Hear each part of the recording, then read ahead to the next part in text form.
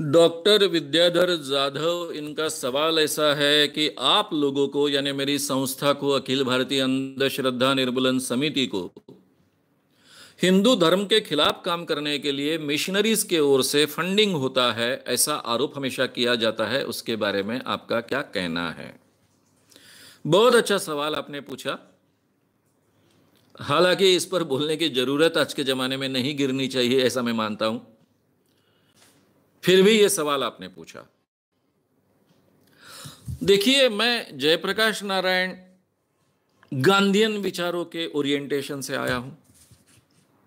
हम जो लोग जयप्रकाश नारायण के संगठन में काम करते थे, तरुण शांति सेना में या फिर छात्र युवा संघर्ष वाहिनी में, उनमें से काफी लोग आगे चलकर सार्वजनिक काम से जुड़े रहे हैं। उनके अपने अपने एनजीओज हैं। इसमें से मैक्सिमम लोग फॉरेन फंडिंग लेते हैं। ऑक्सफॉर्म कर एक फॉरेन फंडिंग एजेंसी है। इमरजेंसी के वक्त में जब मैं बाहर आया, तब ऑक्सफॉर्म का एक इंटरव्यू था, एरिया मैनेजर का वगैरह ऐसा कुछ तो भी था। उसको नाम क्या होता है मुझे पता नहीं, लेकिन एक एरिया उनके तरफ सौंपा जाता है जो फंडिंग देने का काम करते हैं। उसके इंटरव्यू को मैं गया था, तो उनके ऑक्सफॉर्म के अफसर ने मुझसे कहा था कि आपका टोटल मोड एक सामाजिक कार्यकर्ता का है। आप कोई भी इस ढंग के फंडिंग वगैरह सप्लाई करने वाले कंपनी में काम करने के योग्य नहीं है। आप सामाजिक क्षेत्र में बहुत बड़ा काम कर पाओगे। तो मैं आपसे ऐसा कहता हूं कि आप इस पद के लिए इंटरव्यू न देते हुए आप हमें एक प्रोजेक्ट दीजिए, हम आपको चाहे उतना फंडिंग उपलब्ध करा देंगे। ये तो फर्स्ट हैंड हुआ था। जिनके हाथ में सभी अधिकार है पूरे भारत में फंडिंग करने का, वही मुझसे कह रहे थे। मैंने 1982 में, तब तो कोई फंडिंग लेने का सवाल ही नहीं आया, क्योंकि मैंने कोई स्वतंत्र संगठन नहीं शुरू किया था। पहले जयप्रकाश नारायण जी के संगठन में था, बाद में हमारी रूपाताई कुलकर्णी करके हमारी नेता थी, उनके हुंडा विरोधी आघाड़ी के साथ में काम कर रहा था, वही नेता थी। हम लोगों से पैसे इकट्ठा कर काम करते थे। लेकिन 1982 में जब मैंने अखिल भारतीय अंधश्रद्धा निर्मूलन समिति नाम लेकर यह काम शुरू किया, तो पहले दिन से मैंने तय किया था कि मैं कहीं से फंडिंग नहीं लूंगा, और फॉरेन फंडिंग तो लूंगा ही नहीं। हालांकि मुझे फॉरेन फंडिंग मिलना बहुत आसान था। मेरे काफी साथी लोग उसमें काम कर रहे थे, जिनको इस काम की महत्ता मालूम थी। मैं एक भिखारी जैसा काम करता हूं। पैर में चप्पल नहीं होती है, शरीर पर कपड़े नहीं होते हैं, इस अवस्था में काम करता हूं। मारपीट के वातावरण में काम करता हूं, इसलिए उनको काफी मेरे बारे में सहानुभूति भी थी। इसलिए मुझे आसानी से फॉरेन फंडिंग मिल सकता था इस काम के लिए। लेकिन मैं जानता था कि अगर मैंने फॉरेन फंडिंग लिया तो मुझे क्रिश्चियनों की ओर से पैसा लेकर हिंदू धर्म के खिलाफ यह आदमी काम कर रहा है, यह आरोप को झेलना पड़ेगा। इसलिए मेरा काम सुलभ होने की संभावना होने के बावजूद मैंने फॉरेन फंडिंग नहीं लिया, आज तक नहीं लिया। अभी आज आप कहोगे कि ये यूट्यूब चैनल है, यूट्यूब चैनल में बहुत इन्वेस्टमेंट करना पड़ता है, जेब से पैसे डालकर हम कर रहे हैं।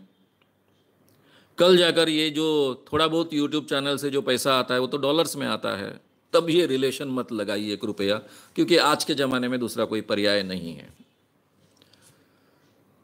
फॉरेन फंडिंग आज तक एक पैसे का नहीं लिया है अखिल भारतीय अंधश्रद्धा निर्मूलन समिति ने, और श्याम मानव इस व्यक्ति ने भी। मेरा कोई दूसरा काम है, उसके लिए मैं कभी फंडिंग नहीं लेता हूं। मेरा व्यवसाय है पर्सनालिटी डेवलपमेंट का, लोगों से पैसे लेता हूं, फीस लेता हूं, काम करता हूं। वो भी 5 साल से तो इसीलिए समय निकाल कर रखा है। उसके पहले ये करता था। उसी के आधार पर मेरा घर बना, उसी के आधार पर मेरी कार बनी, उसी के आधार पर मेरा सब कुछ चलता रहा, और थोड़ा बहुत आज जिंदा हूं उसी के आधार पर, यानी आर्थिक रूप से। अंधविश्वास के काम के जरिए मैं क्या, मेरे किसी भी कार्यकर्ता को एक पैसा प्राप्त नहीं होता है, उल्टा जेब में से पैसे डालने पड़ते हम सबको। मैं सरकार की ओर से भी फंडिंग नहीं ले सकता था। मेरे काफी अच्छे अच्छे मित्र थे, सरकार में थे, केंद्र में थे, महाराष्ट्र में तो थे ही थे। क्योंकि सरकारी यंत्रणा के माध्यम से जो पैसा लिया जाता है उसके जो की शर्तें होती है, उसमें जो भ्रष्टाचार होता है, वो मेरे लिए तो संभव नहीं है। मैं भ्रष्टाचार के खिलाफ के आंदोलन का प्रोडक्ट हूं। जयप्रकाश नारायण का संगठन ही भ्रष्टाचार के खिलाफ का आंदोलन था। ठीक है, हम में से कुछ लोग अभी जैसे लालू प्रसाद यादव है, नीतीश कुमार जी है, वो सभी जयप्रकाश नारायण के आंदोलन के ही प्रोडक्ट हैं, ऐसा माना जाता है। बाकी का छोड़ दो जो पॉलिटिक्स में है, लेकिन कम से कम मुझ जैसे व्यक्ति ने तो भी अपने जीवन में भ्रष्टाचार को कभी स्वीकारना नहीं चाहिए, ऐसा मैं मानता हूं। और इसलिए मैंने सरकार से कभी भी फंडिंग नहीं लिया। केवल एक बार मुख्यमंत्री जी से, शरद पवार जी से मैं मिलने गया था, तब मुख्यमंत्री सहायता निधि से 50,000 रुपए मिले थे। उसके हिसाब तुरंत सरकार को दे दिए गए। 50,000 में तो एक प्रोग्राम होता है और कुछ नहीं होता है। और उसके पहले डॉक्टर नरेंद्र दाभोलकर जब मेरे संगठन में थे, तब उन्होंने 25,000 रुपए किसी एक सरकार के डिपार्टमेंट से प्राप्त किए थे और मुझसे अलग हो गए थे वो, इसलिए वो पैसा मेरे संगठन के पास जमा हुआ था, वो 25,000 रुपए थे। उसका भी हमने तुरंत हिसाब सरकार को दे दिया। ये दो छोड़कर आज तक एक भी पैसा सरकार से मेरे संगठन ने नहीं लिया। जादू टोना विरोधी कानून बना, अजित पवार जी ने अखिल भारतीय अंधश्रद्धा निर्मूलन समिति को 10 करोड़ कुछ लाख रुपए सैंक्शन किए। तब भी मैंने उनसे कहा था कि ये अखिल भारतीय अंधश्रद्धा निर्मूलन समिति पैसा नहीं लेगी, सरकार की ओर से काम किया जाएगा। और उन्होंने मुझे समझाया क्या था, और उनका बात सही, 100% सही थी। उन्होंने कहा था कि तुम सरकार के माध्यम से काम करना चाहोगे तो तंग आ जाओगे, ये यंत्रणा के द्वारा काम करवाना बहुत कठिन काम है, तुमको बढ़िया काम करना है तो ये पैसा अपने संगठन की तरफ लो और अच्छे ढंग से काम करो। आगे आचार संहिता चालू हो गई, वगैरह वगैरह गड़बड़ी आई, हेड नहीं था उस विषय का, इसलिए उस डिपार्टमेंट ने पैसा सैंक्शन करने के बाद में, अर्थ मंत्री उप मुख्यमंत्री ने पैसा सैंक्शन करने के बाद भी उसका उपयोग हम नहीं कर पाए।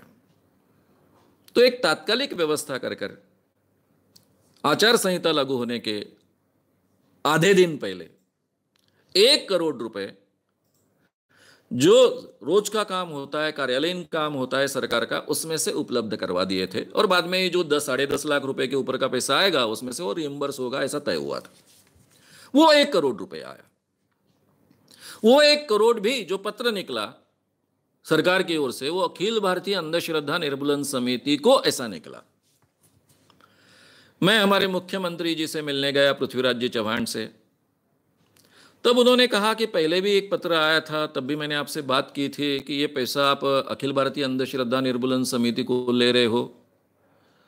मैंने कहा बिल्कुल नहीं, तब भी मैंने आपसे कहा था कि ये पैसा सैंक्शन हो रहा है अखिल भारतीय अंधश्रद्धा निर्मूलन समिति को, लेकिन सरकार की ओर से ही काम होगा, ये समिति की ओर से नहीं होगा। क्योंकि उनके दिमाग में थोड़ी अलग बात थी। उनको ऐसा लगता था कि अखिल भारतीय अंधश्रद्धा निर्मूलन समिति को यह पैसा दिया जा रहा है तो फिर महाराष्ट्र अंधश्रद्धा निर्मूलन समिति का क्या। सातारा उनके बहुत नज़दीक में है, उनका प्रेम भी था। तो मैंने पहले ही कह दिया था कि यह सरकार की ओर से पैसा खर्च होगा, मेरे संगठन की ओर से नहीं होगा। और ये पूरा 1 करोड़ रुपया सरकार की ओर से ही खर्च हुआ। उसमें हमने 35 जिले में जाहिर कार्यक्रम किए जादू टोना विरोधी कानून के। सरकार के इतिहास में पहली बार इतने कम पैसे में इतने बड़े प्रोग्राम्स, और हर प्रोग्राम में हजारों लोग इकट्ठा हुए, वो भी जादू टोना विरोधी कानून आणि वैज्ञानिक दृष्टिकोण इस जैसे विषय पर। यह विषय का हेडिंग ही बोर है। इसके बावजूद इतने बड़े पैमाने पर लोग आए, उन्होंने कानून समझ लिया।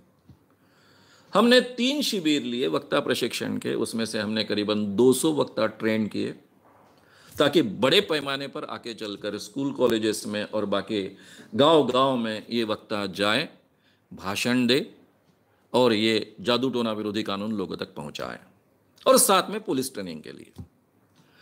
पुलिस ट्रेनिंग में भी मैंने केयर ली थी कि हर ट्रेनिंग के 15,000 रुपये, जिसमें जाने आने का खर्चा मैं अपनी खुद की कार यूज़ करता था, मेरे साथ में 2 सिक्योरिटी गार्ड्स रहते हैं, एक कार्यकर्ता कम से कम रहता है, तीनों की खाने की व्यवस्था, बीच में रुकने की जरूरत गिरे तो रहने की व्यवस्था। और ये पुलिस ट्रेनिंग के जो काम हुए, एक बार मैं मुंबई में हूँ, वहाँ ट्रेनिंग हुआ है, दूसरा रत्नागिरी में होता है, तीसरा औरंगाबाद में होता है, चौथा सोलापुर में होता है, पांचवा एकदम से नागपुर में होता है।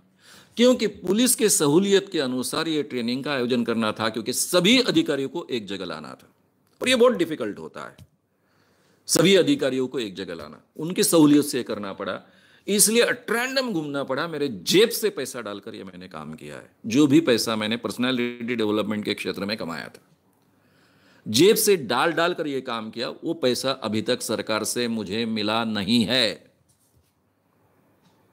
लेकिन पूरे महाराष्ट्र के 35 जिलों के ट्रेनिंग प्रोग्राम हुए, टोटल ट्रेनिंग प्रोग्राम्स 40 हुए, 40 ट्रेनिंग प्रोग्राम्स हुए, क्योंकि कमिश्नरेट के अलग थे, डिस्ट्रिक्ट के अलग थे, इसलिए प्रोग्राम्स बढ़े। उसका एक भी पैसा मुझे अभी तक नहीं मिला। मुख्यमंत्री ने खुद फोन किया सामाजिक न्याय मंत्री को, सामाजिक न्याय मंत्री ने राइटिंग में दिया कि इनका पैसा निकाले, फिर भी नहीं निकला अभी तक। तो ये स्थिति है। सरकार से मैंने कभी पैसा लिया नहीं। अब मुझे आप बताइए कि पूरा आने जाने का खर्चा, पेट्रोल का खर्चा, गाड़ी का मेंटेनेंस, उसके लिए मैं अलग से गाड़ी नहीं यूज़ कर रहा हूँ, खुद की गाड़ी यूज़ कर रहा हूँ, कार्यकर्ता का खाना पीना, मेरे एक सिक्योरिटी का खाना पीना, बीच में रहने की ज़रूरत गिरी तो वो, ये सब मिलाकर 15,000 रुपये पर ट्रेनिंग, जो 7.5 घंटा चलता है, इसमें मानधन की कहीं जगह नहीं है। इस ढंग से हमने ये प्रोजेक्ट पूरा किया। इतने कम पैसे में इतना बड़ा काम किया। उसमें मेरे सब कार्यकर्ता के जेब में से पैसे गए हैं, जो इसमें शरीक हुए। इतना ही नहीं तो मेरे संगठन के काफ़ी पैसे खर्च हुए हैं, जो अभी तक सरकार की ओर से रिएम्बर्स नहीं हुए हैं। तो ना ही मैंने फॉरेन फंडिंग का पैसा लिया, आज तक नहीं लिया है। इसलिए मैं क्रिश्चियनों से पैसा लेता हूँ, हिंदुओं के खिलाफ काम करता हूँ। पहली बात तो मैं हिंदुओं के खिलाफ काम ही नहीं करता हूँ। मैं तो कहता हूँ कि सही हिंदू धर्म जो है, वो जो जानता है वो इसको खिलाफ का काम नहीं मानता है। अगर ये खिलाफ का काम है तो विवेकानंद खिलाफ का काम करते थे, संत ज्ञानेश्वर खिलाफ का काम करते थे, संत तुकाराम से लेकर तो गाडगे महाराज तक ये पूरी परंपरा है, वो खिलाफ का काम करते थे, ऐसा हमको कहना पड़ेगा। अगर आपको ये वीडियो पसंद आया हो तो उसे ज़रूर लाइक करें, लोगों में ये अवेयरनेस फैलाने में हमारी मदद करें, वीडियो को ज़रूर शेयर भी करें। तो हमारे YouTube चैनल श्याम मानव को विज़िट करें। ऐसे सारे वीडियोस का आनंद लेने के लिए हमारे चैनल को सब्सक्राइब करें, उसके लिए सब्सक्राइब बटन दबाएं। नए वीडियोस का नोटिफिकेशन पाने के लिए बेल आइकन दबाएं।